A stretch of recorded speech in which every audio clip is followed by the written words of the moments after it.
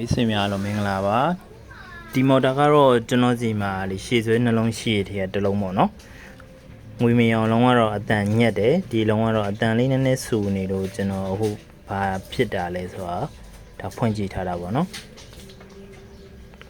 အလုံးကတော့တော်တော်လေးတန့်တယ်အဲ့တော့ဒီမော်တာကိုဖွင့်တဲ့နေရာမှာအခက်အခဲမရှိပါဘူးဒီကောင်လေးဒီနယ်လေးသုံးလုံးချွတ်လိုက်ရင်ပြီးလို့ရှိရင်ဒီဘက်ချမ်းကဒီ accessory ပစ္စည်းလေးတွေဒီကောင်လေးတွေဖြုတ်လိုက်လို့ရှိရင်အလွယ်တကူကျွတ်ပါတယ်ဒါသူ့ရဲ့ဒါချွတ်ထားတဲ့မူလီလေးတွေပေါ့နော်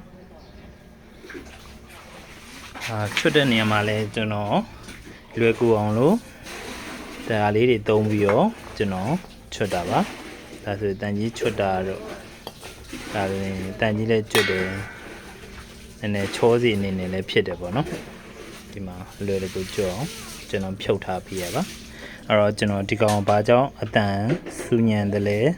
ဘာဖြစ်တယ်လဲဆိုတော့ကျွန်တော်စစ်ပြီးပြန်လုံးပေးမှဖြစ်ပါတယ်အားလုံးစိတ်တန်းကြဖြစ်ပြီးဆိုမှကျွန်တော်မိတ်ဆွေတို့ကိုရောင်းပေးမှာပါဟုတ်ကျေးဇူးတင်ပါတယ်ခင်ဗျ